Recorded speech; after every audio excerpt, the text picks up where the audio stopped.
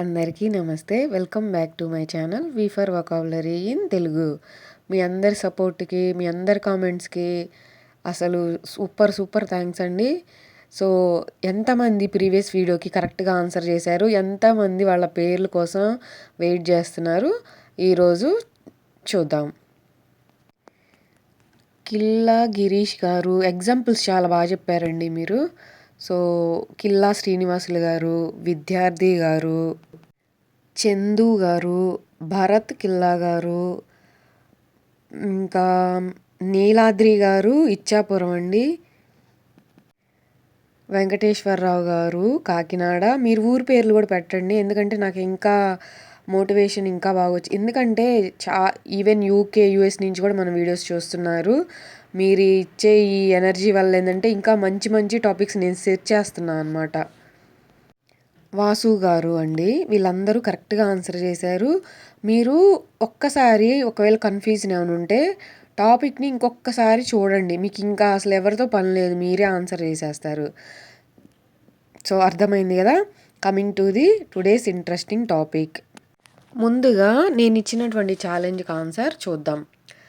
First challenge, the keyword fill in the blank from the bag and almost fell. అంటే ఆ key అనేవి bag నుండి ఏలాడుతూ ఉన్నాయి, అవి ఆల్మోస్ట్ పడిపోయే స్టేజ్లో ఉన్నాయి అని అర్థం అనమాట. సో వేలాడడం అంటే మనం ఏం నేర్చుకున్నాం, dangling. So B option correct. Next, she kept fill in the blank at her stuck zipper to fix it. అంటే తను గట్టిగా లాగుతూ ఉంది, ఎక్కడ జిప్ ఎక్కడైతే స్టక్ అయిపోయిందో అక్కడ పట్టుకొని లాగుతుంది. ఎందుకు? టు ఫిక్స్ ఇట్, దాన్ని ఫిక్స్ చేయడానికి. సో మళ్ళీ కామన్గా మూమెంట్ తీసుకురావడానికి అని అర్థం అనమాట. సో అర్థమైంది కదా మీకు క్లియర్గా ఆన్సర్స్ కూడా. సో ఇంకొక మంచి వీడియో అయితే మీ ముందుకు వచ్చేసానండి. ఇంకెందుకు late, coming to the today's interesting topic. ఈరోజు మనం నేర్చుకోబోయే ఇంట్రెస్టింగ్ పదాలు హిందూ ఎడిటోరియల్ వొకాబులరీ అండి. ఇది చాలా ఇంపార్టెంట్. మీకు చిన్న ఎగ్జాంపుల్ చెప్తాను. ఎవరైనా మీ ముందు మనలాగా బేసిక్గా కాకుండా ఏదైనా అడ్వాన్స్డ్ పదం వాడారు అంటే ఎక్కువ శాతం మనం నేర్చుకునే కొత్త పదాలన్నీ కూడా హిందూ ఎడిటోరియల్లోనే ఎక్కువ మంది ఫాలో అవుతారండి. ఈవెన్ కాంపిటేటివ్ ఎగ్జామ్స్లో అయితే క్లియర్ చేయడానికి ఈ హిందూ ఎడిటోరియల్ అనేది చాలా ఇంపార్టెంట్ అనమాట. సో ఎవ్రీ వీకు ఖచ్చితంగా మనకి దీని మీద అయితే ఒక వీడియో ఉంటుంది. First word impose. ఎలా పలకాలి ఆ వర్డ్ కింద ఇచ్చాను చూడండి. ఇంపోజ్ అంటే విధించడం లేదా బలవంతంగా అమలు చేయడం అని అర్థం వస్తుందండి. సో మీకు ఈ పదం వినగానే ఒకటి గుర్తు రావాలి. సో గవర్నమెంట్ మనకి ఏదైనా పన్ను రూపంలో కానీ ఏదైనా అమలు జారీ చేస్తే మనం ఖచ్చితంగా మన దగ్గర ఉన్నా లేకపోయినా మనం కట్టాల్సిందే కదా. సో అదే ఎగ్జాంపుల్ అనమాట. మన వాడుక భాషలో పన్నులు లేదా నిబంధనలు అని అంటామండి, గుర్తుపెట్టుకోండి. సో ఇంపోజ్ని మనం వెర్బ్గా వాడతామండి.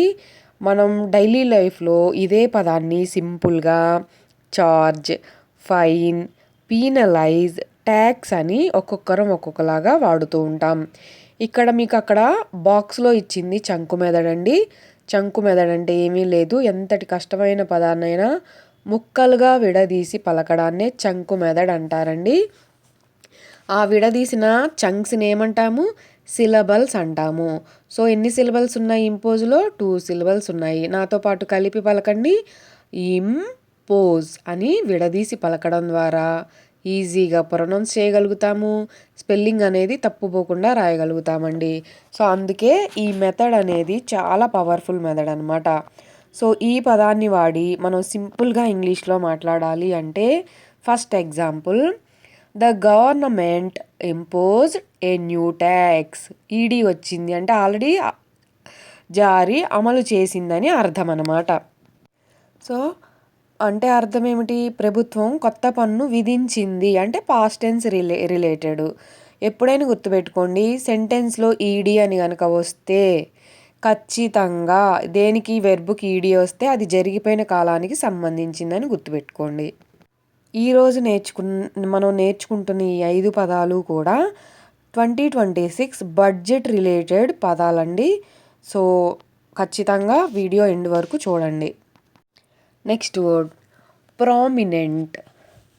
ప్రామినెంట్ అంటే ప్రముఖమైన లేదా ముఖ్యమైన అని అర్థమండి. ఇంకొక అర్థం కూడా వచ్చిద్ది, మనకి స్పష్టంగా కనిపించే అన్న సందర్భంలో కూడా ప్రామినెంట్ అనే అడ్వాన్స్డ్ వర్డ్ని మనం వాడతామండి. ఇది ఒక లక్షణాన్ని గుణాన్ని తెలుపుతుంది కాబట్టి దీన్ని అడ్జెక్టివ్గా కన్సిడర్ చేస్తామండి, గుర్తుపెట్టుకోండి. ఇదే పదాన్ని మనం డైలీ లైఫ్లో సింపుల్గా important, well noun, noticeable, mark, famous అని వాడుతూ ఉంటారు ఒక్కొక్కరు ఒక్కొక్క విధంగా.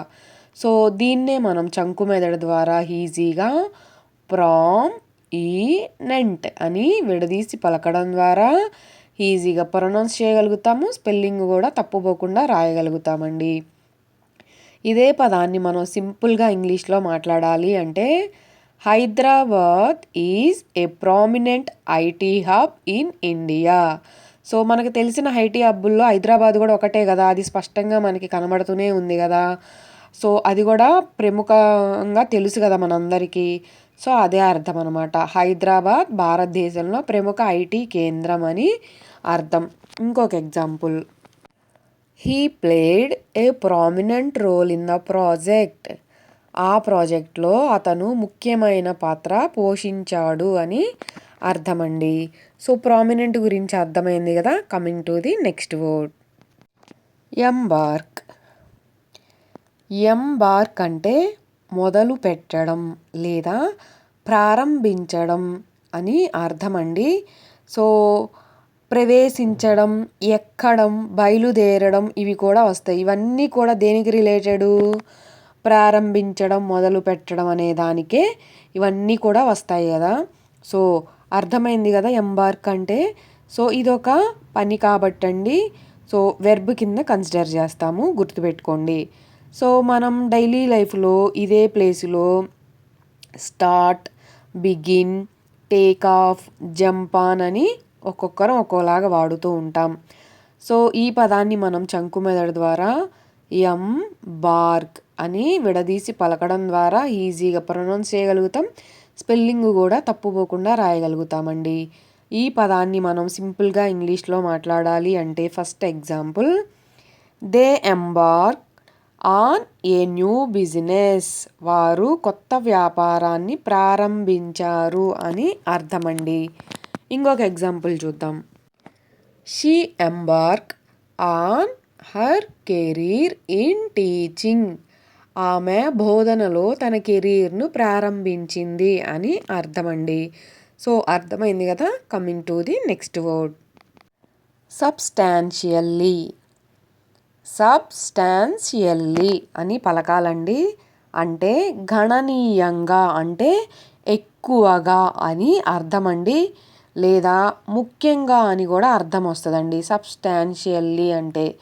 సో దీన్ని మనం ఎలాంటి సందర్భాల్లో వాడతాము అంటే ఏదైనా సరే బాగా మంచి ఇంక్రీజ్ ఉన్నా లేదా మంచి డిక్రీజ్ అంటే చాలా లోతుగా పడిపోయినా లేదంటే చాలా ఎక్కువగా రిజల్ట్ కనబడినా మనం ఇలాంటి సందర్భాల్లో వాడతాం, లేదా మేజర్ ఇంప్రూవ్మెంట్ ఉన్నా చేంజ్ ఉన్నా వాడతామండి.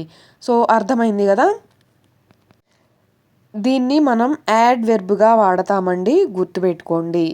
అంటే మనం సింపుల్గా గ్రేట్లీ, లార్జ్లీ, మెయిన్లీ అన్న సందర్భంలో డైలీ లైఫ్లో ఈ వర్డ్ ప్లేస్లో వాడుతూ ఉంటామన్నమాట. సో దీన్నే మనం సింపుల్గా చంకు మెదడు ద్వారా ఎలా పలకాలో చూద్దాం. సబ్స్టాన్షియల్లీ అని విడదీసి పలకడం ద్వారా ఈజీగా ప్రొనౌన్స్ చేయగలుగుతాం, స్పెల్లింగ్ కూడా తప్పుపోకుండా రాయగలుగుతామండి. సో ఈ పదాన్ని వాడి మనం సింపుల్గా ఇంగ్లీష్లో మాట్లాడాలి అంటే హిస్ ఇంగ్లీష్ ఇంప్రూవ్డ్ సబ్స్టాన్షియల్లీ. అంటే అతని ఇంగ్లీషు గణనీయంగా మెరుగుపడింది అని అర్థమండి. సో ఈడీ వచ్చింది కాబట్టి అది జరిగిపోయిన కాలం మనందరికీ తెలుసు. ఇంకొక ఎగ్జాంపుల్ చూద్దాం, the population has grown substantially జనాభా గణనీయంగా పెరిగింది అని అర్థమండి. సో అర్థమైంది కదా. చాలామంది సినానిమ్స్, యాంటోనిమ్స్ కూడా ఇవ్వండి మేడం అంటున్నారు. ఎవరైనా సరే ఇది స్క్రీన్ షాట్ తీసుకోండి. ఏదైనా ఎగ్జామ్స్కి ప్రిపేర్ అయ్యే వాళ్ళు ఉంటే ప్రిపేర్ అవ్వండి. ఈరోజు నేను మీకు ఇవ్వబోయే ఛాలెంజ్ ప్రిసైజ్ అంటే అర్థం ఏమిటి కామెంట్ సెక్షన్లో కామెంట్ చేయండి.